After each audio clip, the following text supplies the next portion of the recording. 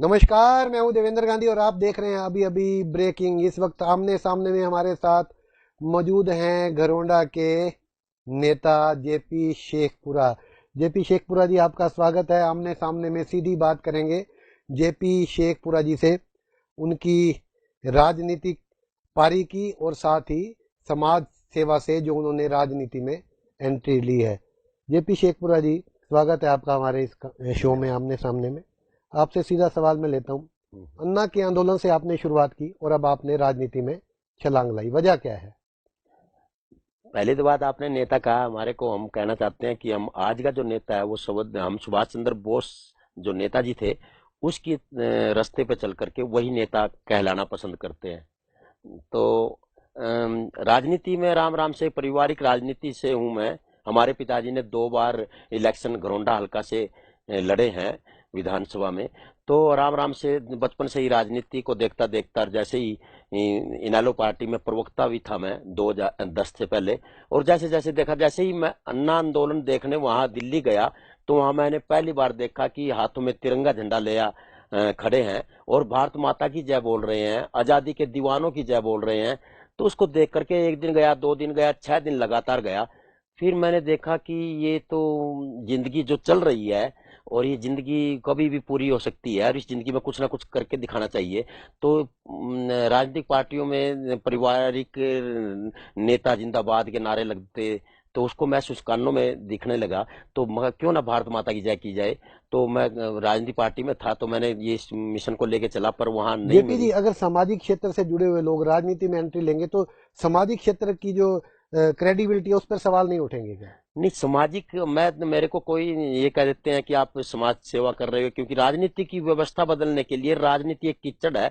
पर इसमें मतलब अच्छे अच्छे आदमियों को जरूर आना पड़ेगा, तब तक देश का अगर आप क्यों विकास। कीचड़ में क्यों कूदना चाहते हैं जब ये कीचड़ है तो? न कीचड़ कीचड़ में बढ़ करके हम लोग फिर साफ करना चाहते हैं पूरी तरह से इस राजनीति के अंदर जाकर के। ये नेता लोग हैं ना, ये क्या कहते हैं, जो समाज सेवी, आप बड़े अच्छे समाज सेवी हो, बहुत अच्छे हो, थपकी देते रहते हैं और फिर उनको आराम से अपनी बातें बताते हैं। तो ये लोग हमारे पे गुलामी कर रहे हैं, तो इन्हीं के ही के उसमें घुस करके हम लोग इन्हीं के युवा बोलेगा मंच जो है वो आज की तारीख में सड़कों के मुद्दे उठा रहा है, दूसरे मुद्दे उठा रहा है, तो क्यों नहीं ये राजनीतिक मंच बना लेते आप इसको? नहीं, राजनीति मंच, युवा बोलेगा मंच के तहत ही ये हम लोग पोल खोल रहे हैं। इन राजनेताओं की एक असलियत लोगों के सामने लाने की कोशिश कर रहे हैं। जैसे हम घरौंडा विधानसभा का ही देख लो, मैं गारंटी के साथ कहता हूं कि घरौंडा जेपी जी, विधान। अल्टीमेटली तो फिर आपकी जो दौड़ है वो विधायक बनने तक या सांसद बनने तक, ये नेतागिरी करने तक है। नहीं, हम फिर वही तो है ना, हम इस विधानसभा में हम जाना चाहते हैं, बम वहीं पर ही बम पटकाना चाहते हैं। जैसे सुभाष चंद्र बोस जी ने राजनीति की, भगत सिंह जी ने राजनीति की, हम राजनीति वो करना चाहते हैं कि बम है जो बम तैयार कर रहे हैं घरौंडा हल्का में। जब अन्ना का आंदोलन शुरू हुआ था, आपने उसमें पार्टिसिपेट किया, तब आपने कहा था हम राजनीति में नहीं आएंगे। नहीं, अन्ना के आंदोलन में जैसे ही हम आंदोलन में गए तो हम लोगों ने नहीं, हम तो राजनीति परिवार से हैं। राजनीति की व्यवस्था बदलने के लिए राजनीति हासिल करना क्या बहुत करना जरूरी है। चाहते हैं हम राजनीति से? राजनीति से हम लोग, राजनीति से वही बात है कि इस ये भ्रष्टाचारी के रूप में जो विधानसभा में इन लोगों ने गुलाम बनाया है, इसी विधानसभा में घुस करके और ये दिखाना चाहते हैं कि घरौंडा हल्का में वो काम करवाना चाहते हैं कि पूरा देश घरौंडा हल्का को देखने आए, उस तरह से लोग राजनीति जेपी जी, करें। जितने भी लोग राजनीति में आए उनकी भावना यही थी जो आपकी भावना है, जितने भी लोग, लेकिन कुर्सी का ऐसा प्रभाव उन पे पड़ा कि वो फिर बदल गए। नहीं नहीं, मेन कहानी ये है कि मैं एक राजनीति परिवार से हूँ पूरी तरह से ही। मेरे पिताजी ने राजनीति की है, बड़ी स्वच्छ राजनीति की है। लाल बात बत्ती उनको भी 5.5 साल मिली है, पर क्या मजाल, उन्होंने तनख्वाह की सिवाय कुछ भी हमारे को मतलब यही सिखाया कि बेटा ईमानदारी से काम करना। राजनीति में बढ़ करके इन राजनेताओं को जो कि हमारे को गुलाम बनाते हैं, जो लोग काम नहीं करते। अभी देखो 3.5 साल हो गए हैं इस सरकार को आए न। मैं दावे के साथ कहता हूं सर गांधी जी कि विपक्ष में जो जो 40-40 हजार वोट लेकर के घरौंडा विधानसभा से इलेक्शन हार चुके हैं, उन्होंने आज तक घरौंडा की जनता के बारे में कोई कुछ कहा कौन हो? सी पार्टी से कुछ चुनाव लड़ेंगे आप? पार्टी, हम ऐसा काम करना चाहते हैं कि राजनीतिक पार्टी हमारे कदमों में आए, वो हमसे पूछे कि आप क्या, हमारे पास आओ, हमारे पास आओ। हम तो राम प्रसाद बिस्मिल, सुखदेव, राजगुरु, भगत सिंह जो आजादी के दीवाने हैं, उनके रास्ते पे चल करके, सच्चाई का रास्ता है। आपने मैं मानता हूं आपने सुभाष चंद्र बोस का नाम लिया, आपने सुखदेव का नाम लिया। आपको नहीं लगता कि उनकी इतिहास उनको याद ही नहीं कर रहा, लोग उनको याद ही नहीं कर रहे? इतिहास सुभाष चंद्र बोस का आजकल आज तक पता ही नहीं लगा पाई कोई सरकार की। भीड़ कभी इतिहास नहीं बदलती, सच्चाई के रास्ते पर चलने वालों के सामने संख्या हमेशा कम होती है। आजादी के दीवानों को याद किया जाएगा। मैं मानता हूं कि इन लोगों को तो आज तक आतंकवादी समझ रखा है, इनको तो शहीदों का दर्जा भी नहीं दिया। और ये अंग्रेज लोग यहां से चले गए, उन्होंने चाबी पकड़ाई ऐसे लोगों के हाथ में, और चाबी आते आते अब हमारे प्रधानमंत्री जी है, वो भी जो इतने दिनों से ये बात कहते कहते आए थे, वो भी इन चीजों को भूल गए। पर हम अपनी जिंदगी आजादी के दीवानों के उनके रास्ते पे चल करके और इसी तरह से राजनीति करते करते आगे बढ़ाते चले जाएंगे। जेपी जी, आज की जो राजनीति है उसमें पैसे की, धन बल की जरूरत होती है। हाँ, ये इसी सोच में कई बार दिमाग खराब हो जाता है कि धन धन। और मेरा घरोंडा हल्का तो ऐसा बन चुका है जहां 5-7 करोड़ रुपया खर्च होता है, पर पहली बार हम एक ऐसा सैंपल तैयार कर रहे हैं कि हमारे पास पैसा नहीं, हमारे पास जज्बा है, हमारे पास तिरंगा झंडा है, हमारे पास नौजवानों का वो जज्बा लेकर के हम गांव गांव पहुंच रहे हैं। और झोली पसार करके जो भी पैसा खर्च होगा उन्हीं का ही पैसा होगा, और उन्हीं के ही तहत हम इलेक्शन लड़ेंगे। और आपको बता दूं, जो आदमी पैसा लगा करके इलेक्शन जीतता है वो कभी भी जनता का भला जेपी जी, नहीं कर सकता। कल को कोई राजनीतिक पार्टी आपको अपॉर्चुनिटी देती है चुनाव लड़ने की, तो क्या लेंगे उस अपॉर्चुनिटी नहीं, को? राजनीतिक पार्टी हम काम ऐसा करना चाहते हैं, वो टाइम 2-3 महीने रह जाएगा कि राजनीतिक पार्टियां क्या क्यों हमारे को कहती है। ये हमारा देश है ना, ऐसे उलझा दिया है, इन लोगों ने गुलाम बना दिया हमारे को, हम कीचड़ में बढ़ चुके हैं। और आपको बता दूं कि जब तक ये कीचड़ हमारे शरीर पे लग चुका है, इन लोगों को मारने के लिए, स्वच्छ वातावरण करने के लिए हम अपने घर को सुधारना चाहते हैं। मेरा सवाल का जवाब नहीं दिया आपने। राजनीतिक पार्टी को अपॉर्चुनिटी देगी तो क्या उसको लेंगे? नहीं, युवा बोलेगा मंच, अभी तो युवा बोलेगा मंच के तहत हम लोग अपना एक किस्म से घरौंडा कल के को कोई पार्टी आपको ऑफर करती है टिकट की, क्या लेंगे या नहीं लेंगे? वो समय बताएगा कि हमारे पब्लिक क्या कहती है, हमारे लोग फिर क्या युवा कहते हैं, हमारे बोलेगा मंच कार्यकर्ता एक क्या तरफ हो कहते हैं। जाएगा और आप नहीं जो नहीं नहीं नहीं नहीं नहीं, वही बहुत आदमी आते हैं इस विधानसभा में बढ़ना चाहते हैं, इस विधानसभा में बढ़ करके वो चीज दिखाना चाहते हैं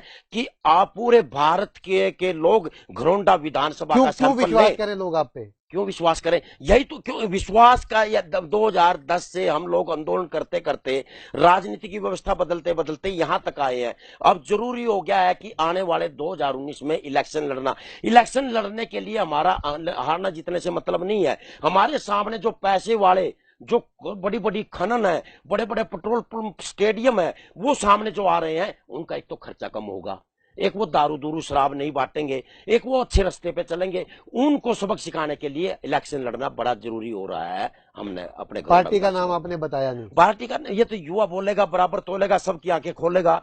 तो अभी तक तो हमारा इस तरह से आपने घरौंडा संदेशा हल्के में चलेगा। चुनाव की सतह बिछा दी है, आप चुनाव लड़ने की दिशा में आगे किया क्या आपने घरौंडा हल्के के अब लिए? तक मैं 250 आंदोलन कर चुका हूं, 250 के लगभग हम आंदोलन कर चुके हैं। हमारा तीसरे दिन आंदोलन करता रहता है।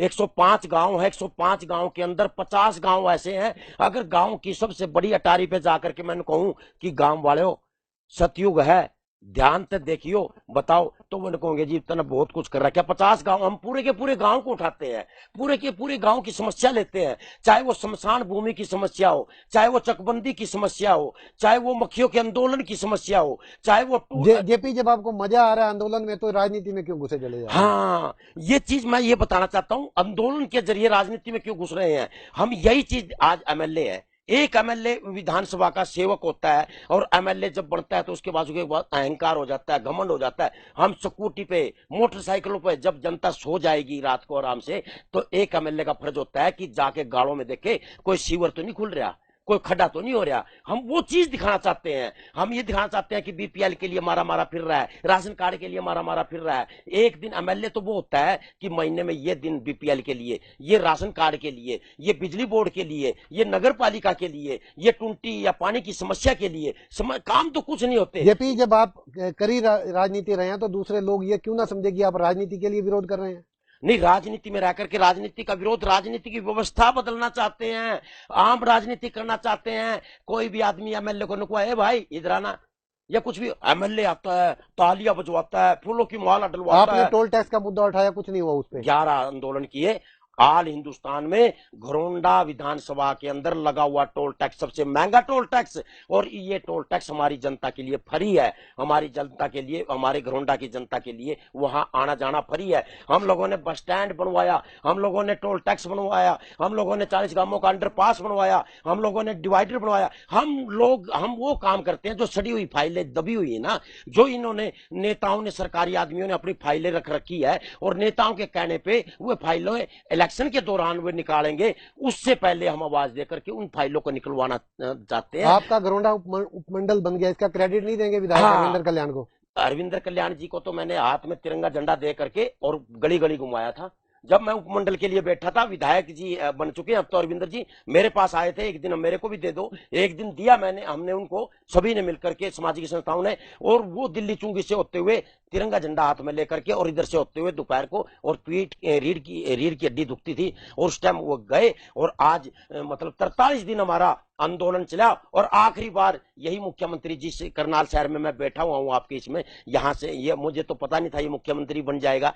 ये खट्टर साहब आए, इन्होंने जूस पिलाया, और इन्होंने क्रांतिकारी जी आपका ये मंडल बनवाएंगे। उपमंडल का दर्जा तो मिल गया ना आपको? हाँ, घरोंडा को, उपमंडल तो का उसको दर्जा क्रेडिट किसको देंगे? जनता को देंगे, सामाजिक संस्थाओं को देंगे, आने वाली जो वहां के लोगों ने जगाया है। हरविंदर कल्याण को नहीं देंगे क्योंकि आपके उनसे राजनीतिक डिफरेंस है? नहीं नहीं नहीं, हरविंदर कल्याण, अब देखो ना, कल्पना चावला का देखो आप, 3.5 साल हो गए, 4 दीवारी बना दी, 180 किल्ला का हिसाब लगा के देखो, 50,000 रुपए किला। देश की राजनीति में नेता किसको मानते हैं आप? देश की राजनीति में नेता हम किसको मानते हैं? हम तो सुभाष चंद्र बोस को, भगत सिंह को, अन्ना जी को, आजादी के दीवानों को नेता मानते हैं, जिन्होंने हमारे देश को आजाद जब आप कराया। राजनीति करें तो कौन सी पॉलिटिकल पार्टी का नेता आपका पसंदीदा नेता है?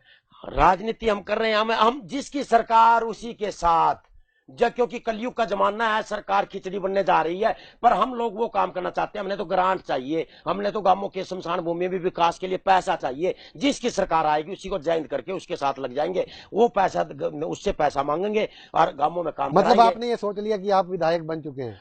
विधायक तुम्हारे सामने क्या है, अभी भी विधायक की तरह काम करते हैं। अभी आए हम, अभी अभी आपके करनाल नगर पालिका में 5 मिनट पहले हमने एक मुद्दा उठाया कि जहां इन्होंने 4 साल पहले कहा था कि भैंसों की डायरिया यहां से दूर चली जाएगी, पर कई मकान ऐसे देखे हैं, 15-20 मकान जिनकी में त्रेड़ आ चुकी है, ये आवाज उठा करके आए हैं। तो विधायक, ये लोग विधायक, हम तो विधायक को जगाने का काम करते हैं। विधायक या कुछ भी आंदोलन, आपका कहना बहुत बढ़िया है कि आंदोलन कर करके फाइलें, सड़ी हुई फाइलें ऊपर चलो मैं उठा रहे सीधा हैं। सवाल पूछता हूँ आपसे जेपी जी, कि हरियाणा की राजनीति में 3-4 लोग प्रमुखता से नाम लिया जाता है, भूपेंद्र सिंह हुड्डा का, मनोहर लाल खट्टर का, और ओम प्रकाश चौटाला का। किसे बेहतर मुख्यमंत्री मानते हैं आप? सभी एक जैसे हैं, मैं तो नहीं मानता किसको बेहतर मानने हैं। मैं तो, हम तो फंस चुके हैं, बस कलयुग में फंस चुके हैं। हमें अभी यही, अभी इन लोगों का पता ही नहीं, मतलब परिवारवाद की राजनीति सबकी दुकान चली हुई है। फिर आप किस भरोसे राजनीति में आना चाहते हैं किस जब भरोसे यही लोग आगे रहेंगे? तो क्या करें बताओ, कहाँ जाएं जिंदगी बताओ, यही समस्या है कि अपना लोगों को जगा रहे हैं। बार बार अगर लोग जाग गए घरौंडा विधानसभा के, और किसी खिचड़ी बनेगी, बेरानी किसकी सरकार आएगी, जिसकी सरकार आएगी उस मुख्यमंत्री से जयंत करके। क्या 3 बड़े काम करना चाहते हैं घरौंडा के लिए, अगर आपको जनता मौका देती है? क्या बड़े काम आपने सोच रखे हैं कि वो 3 काम बड़े मैं कर सकता हूँ? पहली बात, अगर मेरे को जनता मौका देती है तो घरौंडा विधानसभा को देखने के लिए भारत के कोने कोने से आदमी आएगा। वो इसलिए आएगा, हम वो जो काम करेंगे ना उसका सैंपल लेकर के अपने विधानसभा में जाएगा। शेरशाह सूरी मार्ग पर दिल्ली और चंडीगढ़ के बीच में, और करनाल और पानीपत के बीच में घरौंडा क्रांतिकारियों का शहर होगा। और काम तीनों क्या, जनता को ये दिखा देंगे कि कोई एमएलए तो एक सेवक है, मतलब खुश हो जाएगी वो जनता। काम गिना दीजिए 3, अगर जल्दी जल्दी, क्या 3 काम बड़े करना चाहेंगे आप? हम आम जनता का एक तो अंदर से अहंकार जो भी है काम, घरौंडा के मतलब प्रत्येक गांव गांव की जो समस्या होती है, हम एक तो करना चाहते हैं कि महीने के अंदर दरबार, अलग अलग विभागों का दरबार लगाएंगे जिसमें उनकी समस्या निपटाई जाए। और दूसरी बात है कि अंदर जो भय बना हुआ है ना जनता का, वो खत्म कर देंगे। एक बार इस विधानसभा में बढ़ गए ना, तो यहाँ के लोग, यहाँ का युवा, यहाँ का बेरोजगारी खत्म। और मतलब कहने का मतलब, सर आपने क्वेश्चन ऐसा पूछ रखा है, इस कलयुग में ना तो कुछ बोल सकते। और ये तो आप सुन रहे हैं सीधा आमने सामने में जेपी शेखपुरा जी, जो घरौंडा की सियासत में कदम रख चुके हैं। 1 साल बाद, 1.25 साल बाद घरौंडा में चुनाव होंगे। इनके आंदोलनों का क्या नतीजा है वो उस वक्त ही पता लगेगा कि आंदोलन का जो तरीका था वो क्या था, और क्या जो आंदोलनों में भीड़ उमड़ी, क्या जो इन्होंने मुद्दे उठाए, क्या जनता ने भी उन्हें समर्थन दिया, क्या वो वोट बैंक में इनके आंदोलन की भीड़ तब्दील हो पाई। आज इतना ही, फिर मिलेंगे किसी और शख्सियत के साथ। आप देखते रहिए आमने सामने।